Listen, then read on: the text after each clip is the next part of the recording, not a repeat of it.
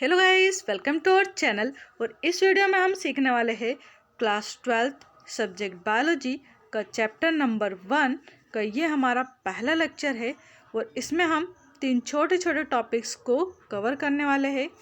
पहला टॉपिक रहेगा हमारा यहाँ पर लाइफ स्पान, दूसरा रहेगा यहाँ पर रिप्रोडक्शन, इसके बाद तीसरा टॉपिक रहेगा हमारा यहाँ पर टाइप्स ऑफ रिप्रोडक्शन। तो सबसे पहला हम यहाँ पर देखते हैं कि लाइफ स्पान किसे कहते हैं। लाइफ स्पान जो है इसे हम हिंदी में कहते हैं जीवन काल। ये हम सभी को पता ही है कि जीवन काल क्या होता है। कोई भी जो ऑर्गेनिज्म है यानी कि जीव है, उसका जो बर्थ से लेकर नेचुरल डेथ तक का जो टाइम होता है उसे ही हम कहते हैं उसका लाइफ स्पान। ठीक है, जैसे ह्यूमन बीइंग जो है उसका जन्म जब होता है तब वो 0 ईयर का होता है यानी कि 0 वर्ष का होता है, और लगभग उसके डेथ का जो टाइम है एक अप्रोक्स हम वैल्यू निकालें यहाँ पर तो 100 होता है ना। तो ये जो 0 से लेकर 100 ईयर का जो टाइम पीरियड है यही कहलाता है उसका लाइफ स्पान। ये जो लाइफ स्पान है ये कभी भी साइज पर डिपेंड नहीं करता है। जैसे एग्जाम्पल के लिए हम यहाँ पर देखते हैं पैरट एंड क्राउ। जो तोता है और कौवा है इन दोनों का लगभग सेम वेट होता है ना, सेम साइज होता है। बट अगर इनका हम लाइफ स्पान देखें तो जो पैरट है वो 140 ईयर्स तक सरवाइव कर सकता है। कितने ईयर तक? अप्रोक्सीमेटली 140 ईयर्स तक। वही अगर हम क्रो की बात करें तो ये लगभग 15 ईयर तक ही जीवित रह पाता है, यानी कि 15 ईयर तक ही सरवाइव कर पाता है। तो ये देखा हमने यहाँ पर लाइफ स्पान। लाइफ स्पान क्या है? It is a period from birth to natural death, और it is not dependent on size of any organism. ये साइज पर डिपेंड नहीं करता है। तो ये हो गया हमारा लाइफ स्पान। इसके बाद हम देखते हैं रिप्रोडक्शन। तो रिप्रोडक्शन यहाँ पर ये जो वर्ड दे रखा है रिप्रोडक्शन, इसी में इसका मीनिंग छिपा हुआ। री मीन्स पुनः और प्रोडक्शन यानी कि प्रोडक्शन करना है ना, उत्पादन करना एक तरह से। तो ये जो रिप्रोडक्शन प्रोसेस है ये क्या है? किसी भी ऑर्गेनिज्म में अगर हम देखें तो रिप्रोडक्शन क्या होती है? It is a biological process in which an organism give rise to young ones similar to itself. That means यहाँ पर समझाया गया है कि रिप्रोडक्शन क्या है? एक बायोलॉजिकल प्रोसेस है जिसमें कि कोई भी जो जीव है यानी कोई भी ऑर्गेनिज्म जो है वो अपने ही समान यंग वंश यानी कि अपने ही समान बच्चों को उत्पन्न करता है। यंग वंश को हम यहाँ पर उनके डॉटर बोलते हैं या फिर ऑफस्प्रिंग भी बोल सकते हैं यहाँ पर हम। ठीक है, तो कोई भी जीव जब अपने ही जैसे संतान की उत्पत्ति करता है यानी अपने जैसे जीवों का प्रोडक्शन करता है तो उसे हम कहते हैं रिप्रोडक्शन। जो हमारी अर्थ है इसके ऊपर जितने भी टाइप के जीव आज हम देख रहे हैं ये सभी रिप्रोडक्शन की वजह से ही बने हैं। अगर रिप्रोडक्शन प्रोसेस ना हो तो हम अर्थ के ऊपर जो जीवन की कल्पना है वो नहीं कर सकते, क्योंकि एक टाइम पीरियड के बाद जितने भी ऑर्गेनिज्म है वो सबके सब डेड हो जाएंगे, उनकी मृत्यु हो जाएगी, है ना। तो रिप्रोडक्शन क्या करता है? यहाँ पर जो लाइफ की कंटिन्यूटी है उसको बनाए रखने का काम करता है, इसलिए मोस्ट इम्पोर्टेंट प्रोसेस है यहाँ पर रिप्रोडक्शन। अब अगर इसके हम टाइप्स की बात करें तो मेनली अगर देखा जाए तो जो रिप्रोडक्शन है वो मेनली तो 2 टाइप का होता है। कुछ बुक्स में रिप्रोडक्शन को 3 टाइप्स में डिवाइड किया गया है।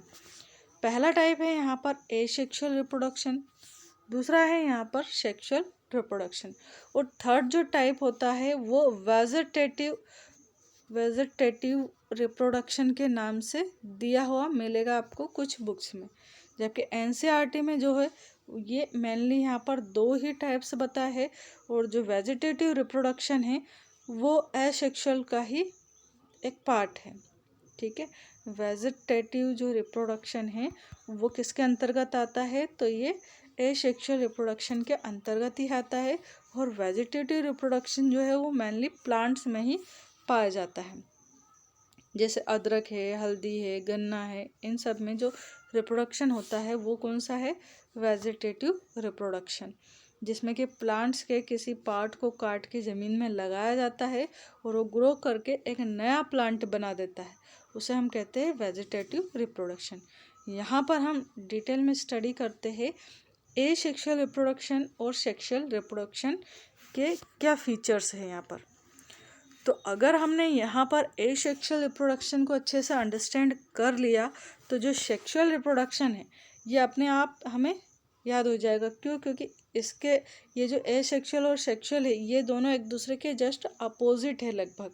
ठीक है, तो यहाँ पर देखते हैं हम सबसे पहला जो पॉइंट दे रखा है एसेक्सुअल में, वो क्या दिया है यहाँ पर कि एसेक्सुअल जो रिप्रोडक्शन होता है वो कैसा होता है? सिंपल होता है। वहीं अगर सेक्सुअल रिप्रोडक्शन देखें तो वो कॉम्प्लेक्स होता है।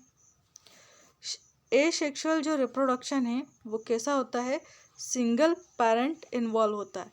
मीन्स एसेक्सुअल रिप्रोडक्शन में ओनली एक ही पेरेंट की रिक्वायरमेंट होती है, यानी इसे हम बोल सकते हैं कि ये कैसा होता है? यूनिपेरेंटल होता है। यूनिपेरेंटल मीन्स एक ही पेरेंट जो है वो नई संतान की उत्पत्ति कर सकता है। जैसे कि यहाँ पर अमीबा एग्जाम्पल के लिए देखें हम तो पैरामीशियम है, हाइड्रा है, स्टारफिश है, यूग्लिना है, ये इनमें एक ही पेरेंट होता है और उसी से नई जनरेशन या नए जो ऑफस्प्रिंग है वो बनते हैं। फिर थर्ड पॉइंट में कहा है कि not identical to parent but are exact copy of parent. यहाँ पर एसेक्सुअल में जो भी ऑफस्प्रिंग्स बनते हैं वो अपने पेरेंट्स के कैसे होते हैं? एग्जैक्ट कॉपी होते हैं, यानी कि क्लोन होते हैं। थोड़े बहुत दिखने में सेम नहीं होते बल्कि ये कैसे होते हैं? एग्जैक्ट कॉपी होते हैं, मीन्स क्लोन होते हैं। यानी कि यहाँ पर किसी भी पेरेंट्स से जो बच्चे बनते हैं वो मॉर्फोलॉजिकली एंड जेनेटिकली सिमिलर हो सकते हैं यहाँ पर, है ना, या फिर मॉर्फोलॉजिकली तो सेम होते ही हैं, जेनेटिकली कभी डिफरेंट भी हो सकते हैं बट मॉर्फोलॉजिकली सेम होते हैं। किसमें? एसेक्सुअल रिप्रोडक्शन में, और इसी को हम बोलते हैं यहाँ पर क्लोन। नेक्स्ट कहा है no fusion of gametes takes place. जो एसेक्सुअल रिप्रोडक्शन है ना इसमें गैमेट्स बनते ही नहीं। मेल और फीमेल जो गैमेट्स है वो एसेक्सुअल रिप्रोडक्शन में बनते ही नहीं हैं और इस कारण से यहाँ पर फ्यूजन जो होता है मीन्स गैमेट्स का जो आपस में जुड़ना होता है वो नहीं हो पाता है। जबकि जो सेक्सुअल रिप्रोडक्शन है इसमें फ्यूजन ऑफ गैमेट्स होता है। और इससे पहला ये आइडेंटिकल वाला पॉइंट हमने देखा, तो इसमें अगर सेक्सुअल में हम देखें तो सेक्सुअल रिप्रोडक्शन में क्या कहा है यहाँ पर कि ये आइडेंटिकल होते हैं। जो सेक्सुअल रिप्रोडक्शन में जो भी ऑफस्प्रिंग बनते हैं वो अपने पेरेंट्स के क्या होते हैं? आइडेंटिकल होते हैं। आइडेंटिकल होते हैं मीन्स ये अपने पेरेंट्स के लगभग समान होते हैं, एग्जैक्ट कॉपी नहीं होते, थोड़े बहुत सिमिलर होते हैं। ठीक है, और कैसे होते हैं? बाय पेरेंटल होते हैं। बाय पेरेंटल होते हैं मीन्स यहाँ पर टू पेरेंट्स इन्वॉल्व होते हैं सेक्सुअल रिप्रोडक्शन में, एक मेल होता है और एक फीमेल होता है। जबकि एसेक्सुअल में हमने देखा सिंगल पेरेंट यहाँ पर इन्वॉल्व होता है। इसके बाद नेक्स्ट पॉइंट है यहाँ पर, नेक्स्ट पॉइंट में कहा है only mitosis cell division takes place. जो एसेक्सुअल रिप्रोडक्शन होता है इसमें केवल माइटोसिस टाइप का सेल डिवीजन होता है, मियोसिस नहीं होता है। जबकि जो सेक्सुअल रिप्रोडक्शन होता है इसमें माइटोसिस और मियोसिस दोनों ही टाइप के सेल डिवीजन्स होते हैं। आइए अब एग्जांपल देख लेते हैं। तो एसेक्सुअल में amoeba, paramecium, hydra, starfish, Euglena और स्पॉन्जिला आता है। जबकि सेक्सुअल रिप्रोडक्शन में ह्यूमन, काऊ, गॉड, बेफेलो एट्सेट्रा ये एग्जांपल्स यहाँ पर आते हैं। नेक्स्ट हम देखते हैं यहाँ पर नेक्स्ट पॉइंट कहा है यहाँ पर कि जो एसेक्सुअल रिप्रोडक्शन होता है वो कैसा होता है? फास्टर होता है, वाइल सेक्सुअल रिप्रोडक्शन जो होता है वो स्लो होता है, इसकी स्पीड जो है वो स्लो होती है। नेक्स्ट पॉइंट में कहा है of spring is in large number. यहाँ पर जो ऑफ स्प्रिंग्स बनते हैं यानी कि जो भी नई संतान बनती है, नए बच्चे बनते हैं, उनका नंबर काफ़ी ज़्यादा होता है। बहुत ज़्यादा नंबर में यहाँ पर जो है वो ऑफ स्प्रिंग्स बनते हैं और उसमें से मैक्सिमम जो है वो डेड हो जाते हैं यानी कि वो सर्वाइव नहीं कर पाते हैं। केवल कुछ ऑफ स्प्रिंग्स यानी कि न्यू जनरेशन के चाइल्ड जो है वो यहाँ पर सर्वाइव कर पाते हैं। जबकि सेक्सुअल रिप्रोडक्शन में लेस नंबर में यहाँ पर ऑफ स्प्रिंग बनते हैं और मैक्सिमम जो है वो सर्वाइव कर जाते हैं। फिर डज नॉट फॉर्म गैमेट्स, यहाँ पर गैमेट्स नहीं बनते हैं, इसीलिए गैमेट्स का फ्यूजन भी नहीं होता है। जबकि सेक्सुअल रिप्रोडक्शन की अगर हम बात करें तो यहाँ पर गैमेट्स बनते हैं और उनका फ्यूजन भी होता है। तो फ्रेंड्स, ये थे हमारे 3 टॉपिक छोटे छोटे जो कि मैंने एक्सप्लेन किए। आई होप आपको यहाँ पर अंडरस्टैंड हुए होंगे। एक बार रिकॉल कर लेते हैं। यहाँ पर फर्स्ट टॉपिक हमने पढ़ा लाइफ स्पान। लाइफ स्पान में क्या देखा हमने? लाइफ स्पान क्या होता है? यहाँ पर बर्थ से लेकर नेचुरल डेथ तक का जो टाइम पीरियड होता है किसी भी ऑर्गेनिज्म का, उसे हम लाइफ स्पान कहते हैं। और ये जो है वो साइज पर डिपेंड नहीं करता है। एग्जाम्पल पैरट एंड क्राउ जो है इनका लगभग साइज सेम होता है, बट इनका जो लाइफ स्पान है वो अलग अलग होता है। रिप्रोडक्शन क्या है? तो ये बायोलॉजिकल प्रोसेस है जिसमें कि कोई भी ऑर्गेनिज्म अपने ही समान यंग वंस यानी कि बच्चों को प्रोड्यूस करता है। फिर इसके हमने टाइप्स देखे। 2 टाइप्स थे रिप्रोडक्शन के, एसेक्सुअल एंड सेक्सुअल। कुछ बुक्स में 3 टाइप बताए हैं। थर्ड जो टाइप है वो एसेक्सुअल का ही एक टाइप है, वेजिटेटिव रिप्रोडक्शन जिसको हम कहते हैं, है ना, जो कि प्लांट्स में पाया जाता है मेनली। एसेक्सुअल जो रिप्रोडक्शन होता है वो कैसा होता है? सिंपल होता है ना, जबकि सेक्सुअल कॉम्प्लेक्स होता है। सिंगल पेरेंटल होता है जबकि सेक्सुअल बाई पेरेंटल होता है। इसमें नॉट आइडेंटिकल बट जो ऑफ स्प्रिंग होते हैं वो एग्जैक्ट कॉपी होते हैं पेरेंट्स की, यानी कि यहाँ पर क्लोन्स बनते हैं।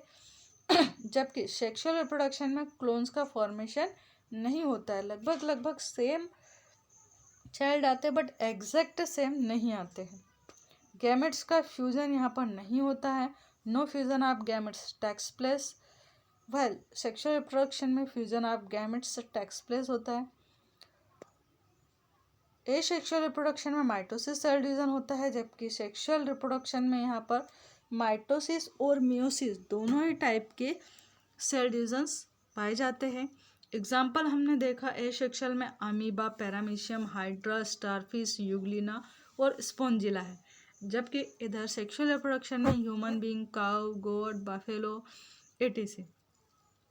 जो एसेक्सुअल रिप्रोडक्शन होता है वो फास्टर होता है, जबकि सेक्सुअल स्लोअर होता है।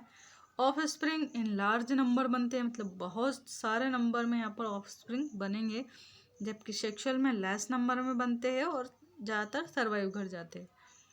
डज नॉट फॉर्म गैमेट्स, यहाँ पर गैमेट्स बनते ही नहीं है एसेक्सुअल रिप्रोडक्शन में, जबकि सेक्सुअल में गैमेट्स बनते भी है और उनका फ्यूजन भी होता है। जो स्पर्म और ओवम बनते हैं मेल एंड फीमेल्स में, उन्हें ही हम क्या कहते हैं? गैमेट्स कहते हैं। मेल में स्पर्म बनते हैं जिसको हम मेल गैमेट कहते हैं, जो कि फर्टिलाइजेशन में हेल्प करते हैं। वहीं पर फीमेल में ओवम बनता है जिसे हम फीमेल गैमेट कहते हैं और ये फर्टिलाइजेशन में हेल्प करता है। तो आगे इनको हम और डिटेल में पढ़ेंगे। आई होप आपको ये फर्स्ट लेक्चर जो है वो इतना समझ में आया होगा। अगर ये अंडरस्टैंड हुआ है आपको तो आप कमेंट ज़रूर कीजिएगा, नहीं हुआ तो कोई बात नहीं। अगर ये अच्छे से अंडरस्टैंड होता है तो इसका नेक्स्ट पार्ट बनाएंगे, अदरवाइज नहीं। Thank you so much for watching this video. Thank you.